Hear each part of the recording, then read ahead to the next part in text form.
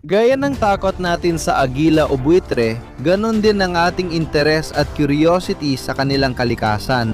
Siyempre, maraming nilalang si inang kalikasan na may sari-sariling katangian. Isa sa mga hayop na ito ay ang Himalayan Griffon Vulture.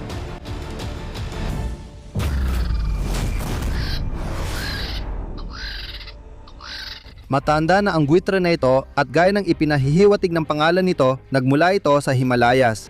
Ikagugulat mong malaman na ang Himalayan Griffon Vulture o Himalayan Vulture ay kabilang sa dalawang pinakamalalaking Old World na buitre at totoong mga raptor.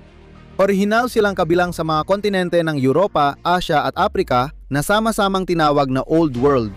Kasama sa Old World na buitre ang agila, buzzard, kite at hawk. Pagdating sa natural na tirahan ng buitre, kadalasan itong naninirahan sa matataas na bahagi ng Himalayas at sa mga talampas ng Tibet. Malawak ang pagkakalat nito pero hindi pantay ang distribusyon sa mga rehiyon gaya ng Kazakhstan, Afghanistan, Pakistan, India, Nepal, Bhutan at ilang bahagi ng China. Gayunpaman, may sapat tayong ebidensya para malaman ng tiyak na makikita rin ang Griffon Vulture sa Thailand, Singapore, Burma at Cambodia.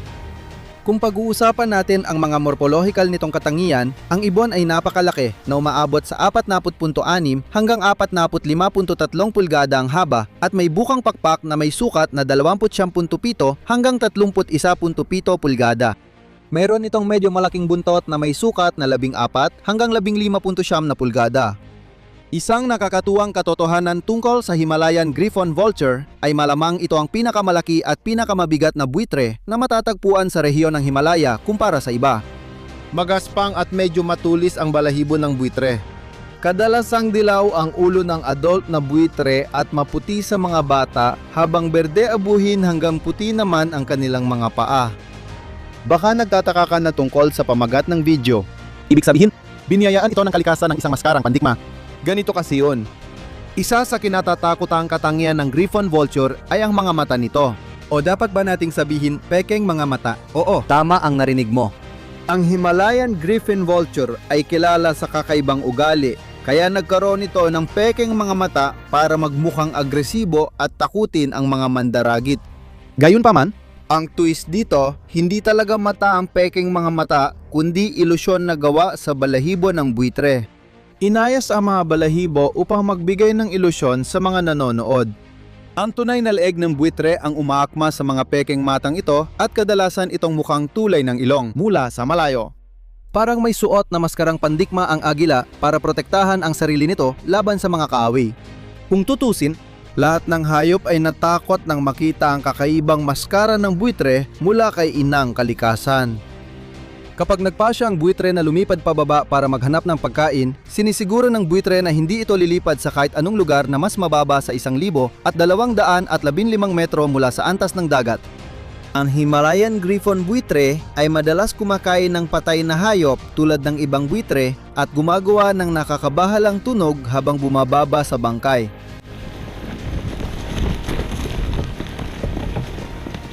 Sa kabila ng katotohanang kumakain sila ng mga patay na hayop, sila ay napakapihikan pa rin at mas gusto nilang ang patay na hayop ay isang yak. Ano man ito, gusto naming palakpakan ang kanilang tapang. Ng ibon. Hindi lang sila namimili ng uri ng patay na hayop, kundi mas gusto rin nila ang mga laman kapag kumakain. Ngayon, Baka hindi niya magustuhan, pero ang Himalayan Vulture ay kilala rin kumakain ng laman ng tao. karaniwan itong kumakain ng Bangkay ng tao na matatagpuan sa mga lugar ng Celestial Burial o mas kilala bilang Tibetan Sky Burials. Ang Griffon Vulture ay dominante kaya hindi nakakakuha ang ibang buitre ng pagkakataon na guluhin ito. Gayunpaman, Natatakot sila sa snow leopard at gray wolf pero sila pa rin ang nanghingibabaw sa teritoryo nila. nakakatakot na mga nilalang ang mga buitre kahit mag-isa lang sila. Isipin mo kung gaano sila kabagsik pag nagsama-sama sa isang kawan. Ang kawan ay pinakamalakas at mapanganib kapag magkakasama.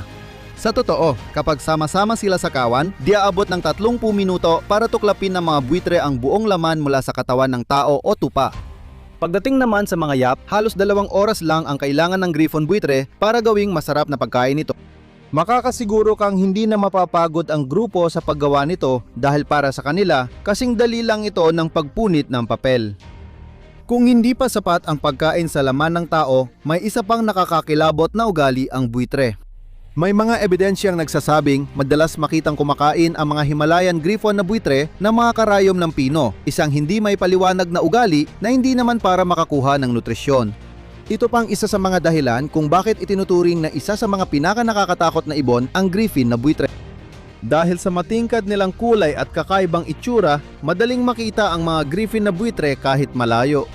Ang maputlang asul na balat at madidilim na balahibo sa pakpak at buntot ay mahahalagang katangian ng griffon na buitre na naiba sa Indian na buitre at mga agila at iba pang mga buitre.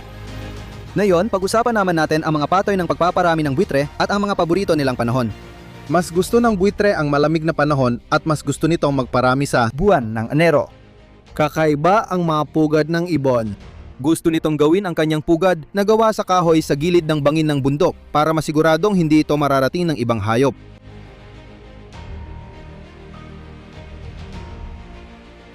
Ang pagpili ng lokasyon ng pugad ay malakas na naapektuhan ng pangunahing alalahanin ng griffon vulture na umiikot sa pagprotekta ng kanyang mga inakay mula sa mga posibleng mandaragit. Hindi lang mga mandaragit, kundi pati na rin sa mga tao dahil sinusubukan ng buitre na iwasan ang pakikisalamuha sa tao hanggat maaari. At dahil dito, pinipipili nito ang matataas na bundok na umaabot sa taas na 1,800 at 20 metro sa mga hilagang silangang rehiyon at 4,245 metro sa mga lugar ng Tibet. Perpekto para sa kanila ang ganitong liblib na lugar dahil hindi sila palipat-lipat ng lugar. Kahit na palaging nananatili sa isang lugar, ang griffon vulture ay isang napakapalakaibigang hayop at gustong mamuhay kasama ang kapwa nitong mga griffon vulture, lalo na tuwing panahon ng pagpaparami at paggawa ng pugad. Madalas makita na mahigit sa isang pares ng griffon vulture ang naninirahan sa parehong bangin. Sa katunayan, 5 hanggang 7 pares ng griffon vulture ang maaring matugunan ang kanilang pangangailangan sa paggawa ng pugad sa iisang bangin. Ang mga pugad, gayunpaman, hindi man kalahati ng laki ng griffon vulture ang mga ito at lumalaki pa sa pagdaan ng panahon at madalas gamitin. Karaniwang nangingitlog ang babaeng griffon vulture mula Disyembre 25 hanggang Marso 7 na sinusundan ng karaniwang incubation period na 54 hanggang 58 araw. Ang mga sisiw ay karaniwang naninirahan kasama ang kanilang mga magulang sa loob ng 6 hanggang 7 buwan pagkatapos nilang ipanganak at pagkatapos nito ay inaakalang sapat na silang mature para mamuhay ng mag-isa. Kadalasang lumilipad ang mga batang ibon sa hilagang kapatagan ng India. May isang nakakagulat na katotohanan tungkol sa mga batang ibon na baka hindi mo alam. Kung hindi sila makakakuha ng pagkain sa loob ng ilang panahon, mamamatay sila ng walang anumang sintomas o babala. Di tulad ng ibang batang ibon o buitre na bagamat mabagal lumaki dahil kulang sa pagkain, hindi naman namamatay sa gutom. Isa sa mga pangunahing banta sa kaligtasan ng pamilyang kinabibilangan ng Himalayan griffon buitre ay ang gamot na diclofenac. Karaniwan tatagpuan ang gamot sa bangkay ng hayop na may diclofenac na siyang kinakain ng mga buitre. Dahil dito, nakakain nila ang gamot na siyang pangunahing dahilan ng malawakang pagbaba ng kanilang populasyon. Gayunpaman, hindi mukhang mabilis na bumababa ang bilang ng Himalayan griffon na buitre dahil sa nabanggit na fenomenong yon, kahit may naitalang pagbaba sa bilang ng mga ibong namumugad sa ilang bahagi ng Nepal sa paglipas ng panahon. Mahalaga ang papel ng mga tao dito. Dito rin. Pinaniniwalaang ang umaakyat ng bato at nag-hiking ay nakakaabala sa mga ibong nanging itlog sa bangin at sa kanilang kolonya. Ang griffon vulture ay tinuturi ng IUCN Red List na malapit na maging nanganganib. Kahit na ganon, wala pang naipatutupad na tiyak na plano para sa konserbasyon ng espesyeng ito mula sa mga autoridad sa pangangalaga ng wildlife.